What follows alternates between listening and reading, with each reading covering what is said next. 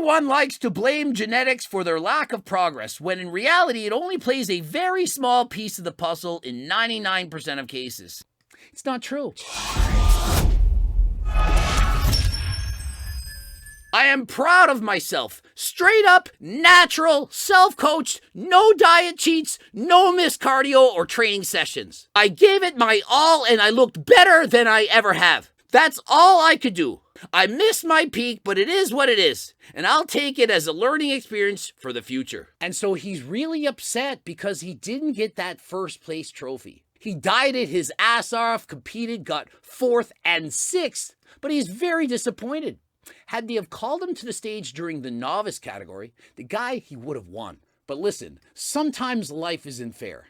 And consider this, true novice means it's your first time to ever have competed. Novice simply means that you might have competed, but you didn't place very well. You competed, you got 10th place, and so you didn't do very good, and so they allow you to compete in novice. And so in reality, he actually would have won the category. We know this. He already beat the guy in a different division. But does it really matter? It doesn't matter! The Rock knows it doesn't matter. Why? Because it's all about the journey. It's not about the destination. You're thinking you train for 5 to 7 years to enter a bodybuilding competition. You diet for 11 weeks, and it's all about winning on that day. It's not. The entire journey, what you went through, the fact that you stuck to your diet, to the training, to the cardio, that you never cheated, that you put in all your efforts, that you stayed 100% natural. That is what truly matters and will carry you far in this world. You've proven you can dedicate yourself in both school and in sport, and so you, sir, you are going to go far. And so what? You entered a bodybuilding competition and you never won. You're way too small. Why would you want to? And so if he listened to this criticism, he never would have set foot on stage. And so first things first, you can't determine how great your genetics are before you've ever set foot in the gym. You just can't. You might not have a lot of muscle now, but if you go to the gym, you grow like a weed. And to the opposite extent, you might have a little bit of muscle, but you've already been training, you've been doing gymnastics, you've been active in sports your entire life. And so you go to the gym and notice, I don't grow that much more. And so whether or not you have great genetics, you can't decide this until you've had at least 2 or 3 years training in the gym. By that time, if you've been doing things right and you haven't put on hardly any muscle, you probably don't have great genetics. And to the opposite extent, if you've been training properly for 3 years and you've grown a ton, then yeah, you definitely have great genetics. But there's still people in between. You've been training for 3 years, but you've been doing it all wrong. You haven't been eating properly. Perhaps you've been partying all the time, and you've put on a little bit of muscle, sure, but you don't really know if you have great genetics because you haven't been giving it your all. Everyone likes to blame genetics for their lack of progress, when in reality it only plays a very small piece of the puzzle in 99% of cases. I'm telling you what you need to hear, not what you want to hear. You want to hear that it's only 1% genetics and 99% is whatever you put into it. It's not true. It's 50% genetics. And so if you have a shitty or horrible genetics and you train and want to be a professional bodybuilder, it's not going to happen. You can't outwork horrible genetics. Not saying you can't improve, not saying you can't make it to the stage, but you're probably never going to win. 5 years ago, it would be easy to say I had bad genetics when I didn't really know if they were good or not. They're not bad, but they're not amazing by any means. Don't blame your genetics before you've actually done the work. Exactly. And so in looking at his genetics now, you're probably thinking, yeah, he has really good genetics. He has a small waist, he has a lot of muscle, guy's shredded, he has single-digit body fat. But remember, this is about 5 or 6 years into hard training.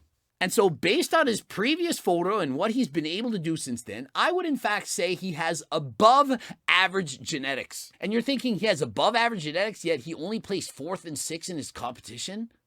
Well, imagine, who do you think's all competing in bodybuilding? You think it's all the people with horrible genetics, they're all competing in bodybuilding?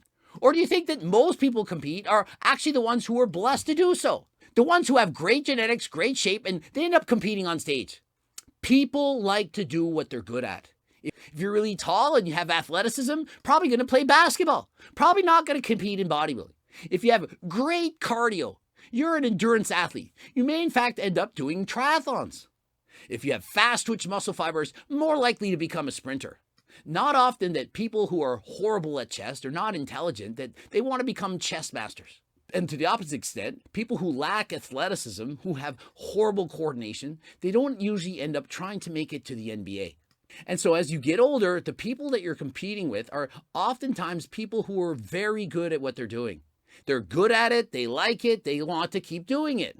And so just to make it onto the stage and to even beat anyone, that shows that you probably did something right. Hey, it's show day, baby. Guy looks shredded. But is that just social media? The proper lighting, angles? We're going to find out once he gets on stage. It's the morning of the show, the Pro 10's on, he's flexing in the mirror, trying to get as shredded as humanly possible. Tightened up. And so from my coaching experience for his first show, he looks amazing. He's definitely at single-digit body fat, probably around 8.5%, 9%, enough to compete, not shredded, could be leaner, but remember, he is in fact 100% natural, and if he continued to diet down, for example, trying to get to 6%, I'm sure he'd lose a ton of muscle. And so when you enter your first show, you don't have to be perfect. You just have to be better than you were, to look your best. If you like it, you had a great time, then the next show, then you can get in a bit leaner. Butter on this. Oh, I didn't bring a knife. And so it's getting closer to show. He's going to eat more food, but remember, if you eat too much and you step on stage, you may be bloated, spill over, you might not look as good. Be very careful the day of the show. And so remember, he only prepped for 11 weeks. And why is that? Because he looked great in the off season. He was not one to bulk up and get over 20% body fat. When you compete, for the most part, I suggest to lose body fat at a rate of 0.5% body fat a week. If you're at 20% body fat and you want to compete at 8, which is close to as lean as this guy is, that means you have to drop 12% body fat, which would take 24 weeks. 24 weeks, that's almost 6 months. Guy dieted 11 weeks. And so unless you're crash dieting, of which you're going to lose a ton of muscle, you're not going to make it to the show at 20% body fat in under about 6 months. And so please, if you're competing, try not to start your diet at anything above 15%. If you are, it's going to be harder than last time. And as he practices posing backstage, Guy looks amazing. He's under 9% body fat. He's not as shredded as he could be. But remember, he's a novice competitor. It's his first show. You don't need to be leaner than this to compete at your very first show. I know my first show, I wasn't as lean as this guy, and I ended up winning the show. Remember, he's only 22 years of age, and he's 100% natural. And so in case you're thinking, he's not that big, he doesn't have that much size. He actually does. For being 100% natural, this is far above average. You're thinking he doesn't have that great of genetics. What you're doing is you're comparing him to the freaks, the largest, most amazing physiques of the world, and or guys who are using steroids. Clearly, he's at a disadvantage. If you were on performance-enhancing drugs for 3 or 4 years, probably have 30 pounds more muscle. But he's natural. You can't expect the guy to look as good as somebody on steroids. And as we see him up on stage, the guy looks fantastic. He has a small waist, the wide shoulders, the flaring quads. The only thing is he doesn't have a ton of size. And he's not as dry, as lean as he could be. But it's his first show and he's 100% natural and only 22. Building an impressive physique, it takes time. The guy's only been training for maybe 5 or 6 years. He's 22. And so if you give him another 5 additional years and he gets leaner and bigger, guy gonna do even better than last time. And so you can see in comparison, the guy that moved to the center, of which it indicates he's probably going to beat him, he has a lot more size. He's conditioned. And so he just needs more time. Number 363, Casey Kelly. And so clearly, in comparison to the other competitors, he does in fact look amazing. He's simply lacking the size and perhaps some detailed definition on the side of the leg and the hamstrings. But aside from that, he has an amazing physique. And his genetics for bodybuilding, they are in fact far above average. The main difference we're seeing here, it is in fact due to using performance-enhancing drugs, or more so the fact that he isn't using any. You really think that guys who are natural, 22 years of age, are going to look like Chris Bumstead? Of course not. You need to have realistic goals and realistic expectations. And so if you're 22 years of age and been training for 5 to 10 years and you look like this, you have amazing genetics. Your genetics are far better than the average person. Consider the guy has over 100,000 followers on YouTube and Instagram. Why do you think that's the case? Yeah, he's a good-looking guy, but he also has an amazing-looking body. And is that not evidence that this guy's physique, his genetics, are clearly above average? Of course they are. And remember, for most people, this is far better than their dream physique. Most people will be happy with this with 5% more body fat, to even have 10 or 20 pounds less muscle. He does, in fact, have a very impressive physique despite not winning the competition. Up next, please welcome to the stage competitor number 363, Casey Kelly. And so be proud of your achievement. You made it to the stage. How many people can say they even tried? Not many. You not only made it to the stage, you looked the best you've ever looked. You left no stone unturned. You did the best you possibly could do.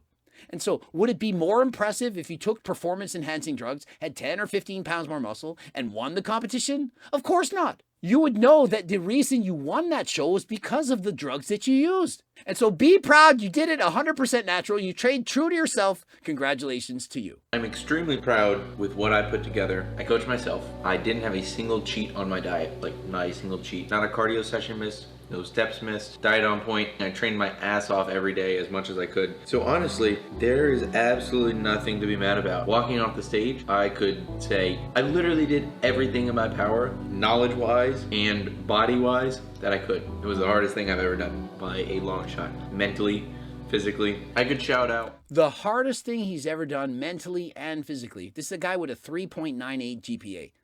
The hardest thing ever. Unless you've done a bodybuilding competition and you've died to this extent, you have no idea just how difficult it is. And the fact that he stayed natural the entire time, never cheated, made it to the stage, and yeah, he never won, he missed one of his categories, but remember, it's a journey. It's not about the destination. He took on the challenge, conquered it, and so congratulations to you. So I gotta say, I like this guy. I highly encourage you to follow him. His name is Casey Kelly. Over 100,000 followers on Instagram and on YouTube. He's gonna go far. Give him a follow. Remember, brand new Cookbook 3.0. It's got 180 of the best anabolic recipes. It's got 60 more than last time. Click the link in the description. Code Greg, 10% off. Subscribe, click the bell button, comment for the algorithm. Don't forget to watch one of the bloops, the cookbooks, and all of the supplements that you see here. So many. GO2 Max, Acti Builder, you name it, we got it. Head over to the website, code Greg, 10% off. And we are in fact on Amazon, so you can get my supplements there as well. But you can't get GO2 Max. You can only get that at my website. Follow me on the gram, Greg Doucette IB Pro. And until next time, I am out.